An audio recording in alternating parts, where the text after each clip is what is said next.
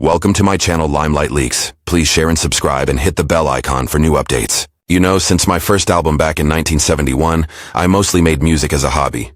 I just taught myself songs I heard on the radio. Everything from Joan Baez songs. She's the queen of slide guitar, the red-headed powerhouse with a smooth voice and sharp words when she needs them.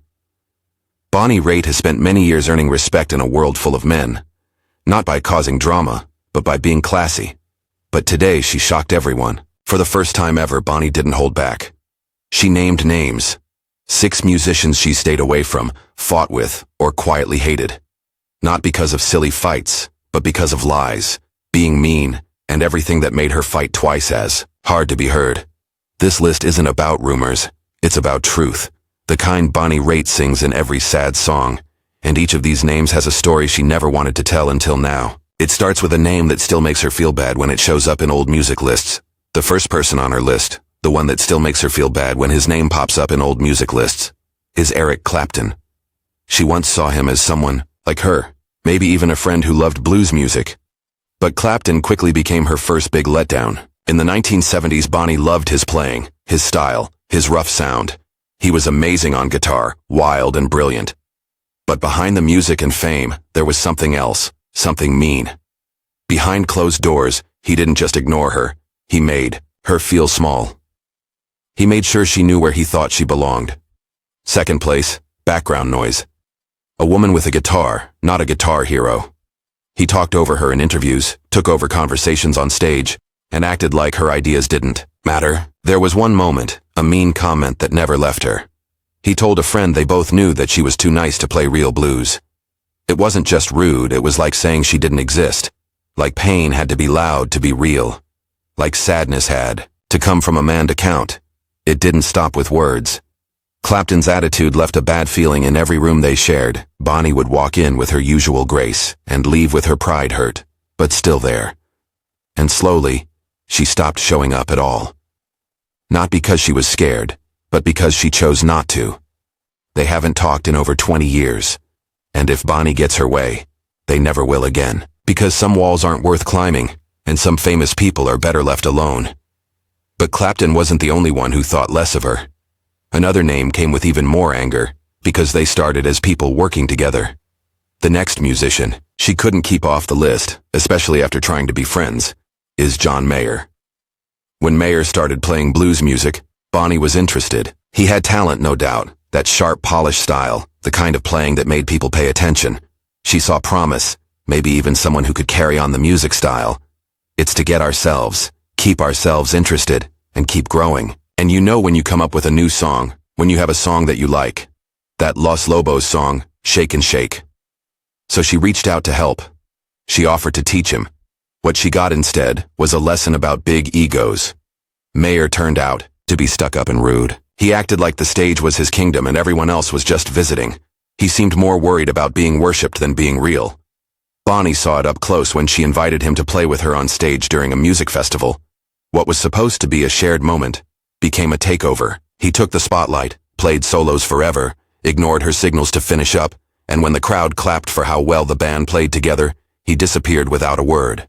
No thanks, no recognition. The next morning, he told Rolling Stone magazine that the performance was boring. That wasn't just disrespect, it was betrayal. She had opened a door and he slammed it shut behind him.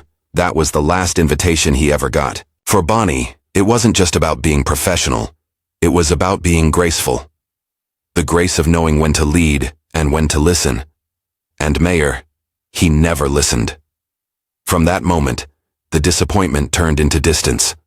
The kind that never gets fixed. Then there's one she used to admire from far away, only to be disappointed when she met him in person. Don Henley. Nice suits, sharp words. Henley walked like he owned every concert hall and talked like he owned the people in it. Bonnie had respected his work with the Eagles. How could she not? The harmonies, the lyrics, the cool attitude. But off stage, that cool attitude turned into something meaner. They shared a few charity concerts. In the late 1980s, Bonnie came ready to work together. Henley came ready to be the boss.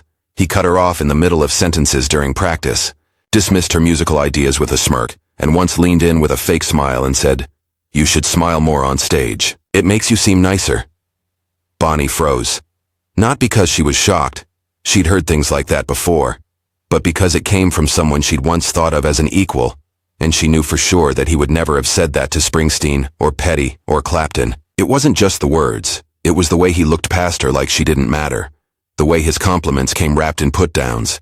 It was sneaky, but it hurt deeper than yelling. That kind of dismissal isn't loud, but it stays with you.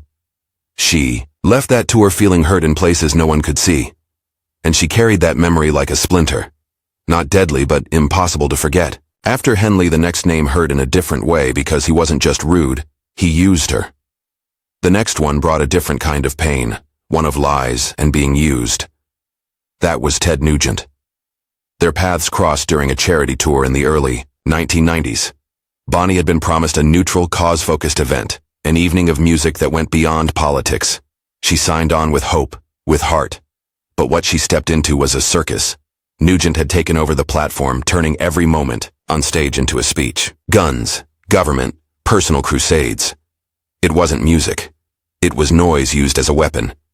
And Bonnie, standing backstage, felt her values twisted into a billboard for something she didn't believe in. She felt tricked, betrayed, trapped in someone else's propaganda. After 2 shows, she quit quietly but firmly, but Nugent didn't let it end there. He made fun of her in interviews, called her too sensitive, accused her of not being tough enough to handle real America. It wasn't just disrespect. It was erasing her. He painted her as weak for choosing what's right over what's convenient, but Bonnie didn't break. She never looked back. Because for her, the guitar has always been a shield as much as an instrument, and no platform, no stage was worth standing on if it meant standing beside a voice that tried to drown hers out. Next came someone who worked in silence, a quiet underminer whose coldness stayed with her. That man was Van Morrison. Bonnie loved his early records. She once said his voice felt like sunset, warm, golden, a little haunted. She used to play his albums in hotel rooms on lonely nights, letting his melodies fill the space like sweet smoke. But the man behind the music was a different story entirely. They were booked together for a joint show in London. Bonnie came in with respect and high hopes, but Morrison never said a word, not a hello, not a glance. He refused to share a sound, sent short messages through staff, and walked past her as if she were invisible. Then, as if to make it hurt more, he told her manager she was fine for the opening act, as if all her years, her fame, her skill meant nothing. Bonnie didn't raise her voice. She didn't fight back with words. Instead, she walked on stage that night and gave a performance that shook the walls. Her guitar roared, her voice soared, and the crowd, hungry for something real, gave her the standing ovation he never expected. Later, she watched from the side as Morrison played. His set was tight, professional, but the excitement was gone. The audience had already chosen. That night, Bonnie learned something. Cruelty doesn't need to be loud to hurt. Sometimes the quietest rejection can echo the longest. The final name, the one that left a bitter taste she never quite got rid of, was Kid Rock. It was never about talent. It was about values. It was about how a stage can be shared, but never respected. When they appeared on the same lineup at a summer festival in 2005, Bonnie knew what she was walking into, and still, it managed to upset her. Before the show even started, she asked for a separate dressing room. Not because of ego, but because of dignity. Because she had already seen the kind of energy he brought backstage. The rude jokes. The way he yelled orders at the crew like they were beneath him. The arrogance soaked in cheap beer and entitlement. The way he looked at women like they were props. He strutted around with the loud confidence of someone who thought fame gave him permission to be cruel.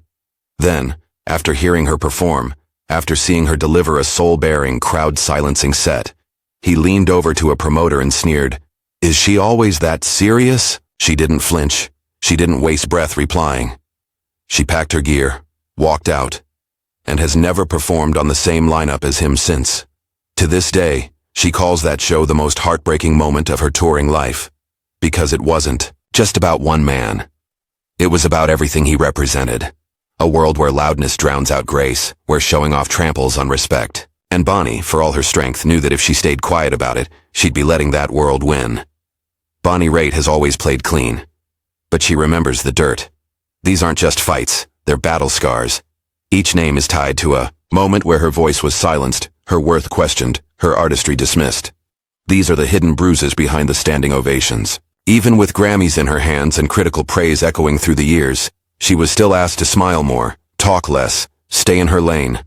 But Bonnie never played by those rules. She carved her own road, guitar in one hand, grit in the other. She's done being quiet. She's done smiling on command, and she's done pretending that being respected means staying silent about the ones who made the journey harder. Today she didn't just speak, she named names with clarity, with fire. Not to stir up rumors, but to stake her truth in the open. Because for Bonnie, truth has always been louder than any spotlight. And in a world where applause is often cheaper than integrity, she chose the one thing that's never failed her: honesty. She said their names not for revenge, but for reckoning. Because silence, for her, was never an option. Not on stage, not in life. And in Bonnie Raitt's world, truth still matters more than applause.